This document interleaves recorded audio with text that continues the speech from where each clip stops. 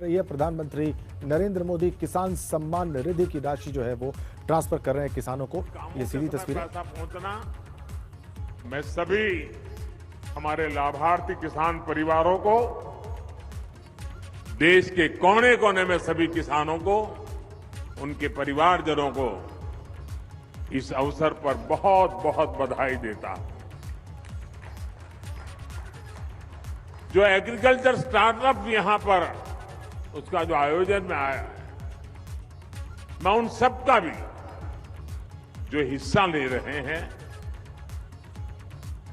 किसानों की भलाई के लिए उन्होंने जो नए नए इनोवेशन किए हैं, उनकी मेहनत कैसे कम हो, उनके पैसों में बचत कैसे हो, उनके काम में गति कैसे बढ़े, उनकी सीमित जमीन में ज्यादा उत्पादन कैसे हो, ऐसे अनेक काम ये हमारे स्टार्टअप वाले हमारे नौजवानों ने किए हैं। मैं वो भी देख रहा था, एक से बढ़कर एक इनोवेशन नजर आ रहे हैं। मैं ऐसे सभी युवाओं को भी जो आज किसानों के साथ जुड़ रहे हैं, उनको बहुत बहुत बधाई देता हूं और उनका इसमें भागीदार होने के लिए हृदय से अभिनंदन और स्वागत करता हूं।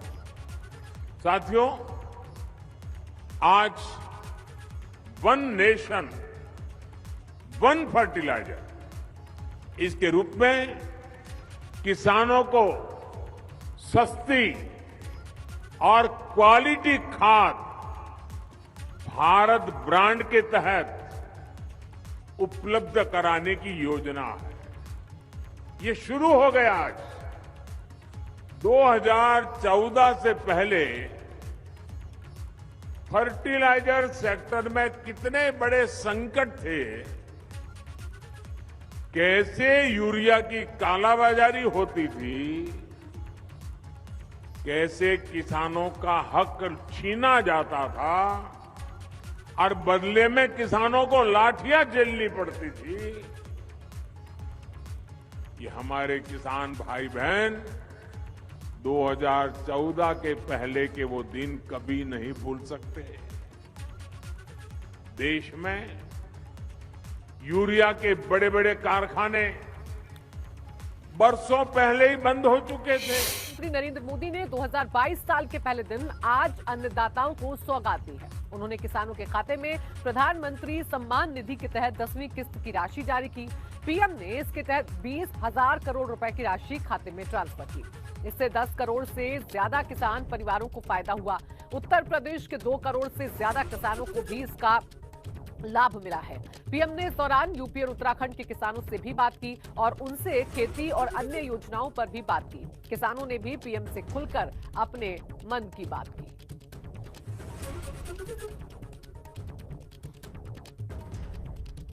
करोड़ों किसान परिवारों को, विशेषकर छोटे किसानों को प्रधानमंत्री किसान सम्मान निधि की 10वीं किस्त मिली। किसानों के बैंक खातों में 20,000 करोड़ रुपए ट्रांसफर किए गए। आज हमारे किसान उत्पाद संघ, फार्मर्स प्रोड्यूस ऑर्गेनाइजेशंस, इससे जुड़े किसानों को आर्थिक सहायता भी भेजी गई है। सैकड़ों एफपीओस आज नई शुरुआत भी कर रहे हैं।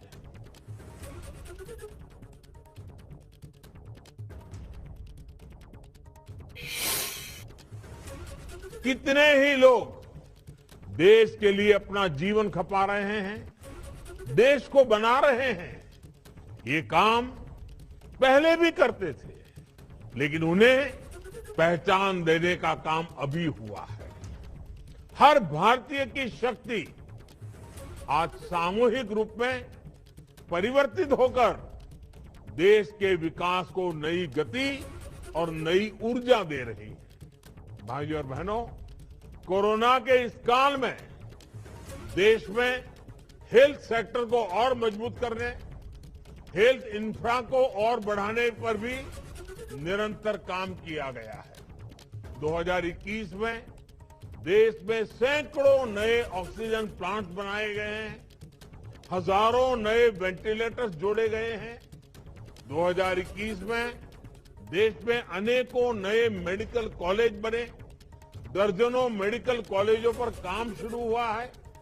2021 में देश में हजारों वेलनेस सेंटर का भी निर्माण किया गया है। Ayushman Bharat health infrastructure mission देश के जिले जिले, ब्लॉक ब्लॉक तक अच्छे अस्पतालों, अच्छी टेस्टिंग लैब का नेटवर्क सशक्त करेगा। डिजिटल इंडिया को नई ताकत देते हुए Ayushman Bharat digital health mission देश में स्वास्थ्य सुविधाओं को और सुलभ और प्रभावी बनाएगा। आज बहुत से इकोनॉमिक इंडिकेटर्स उस समय से भी अच्छा कर रहे हैं जब कोरोना हमारे बीच नहीं था। आज हमारी अर्थव्यवस्था की विकास दर 8% से भी ज्यादा है। भारत में रिकॉर्ड विदेशी निवेश आया है।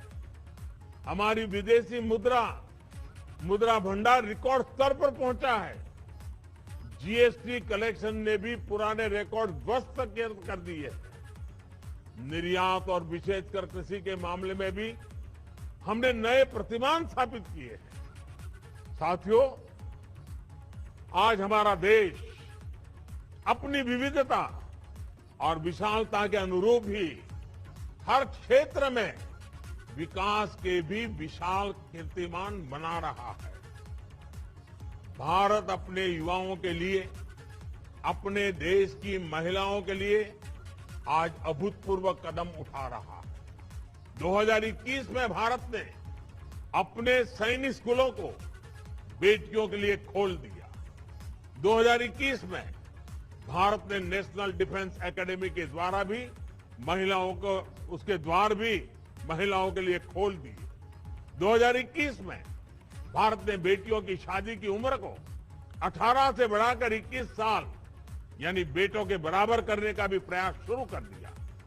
आज भारत में पहली बार पीएम आवास योजना की वजह से करीब करीब 2 करोड़ महिलाओं को घर पर उनका मालिकाना हक भी मिला है।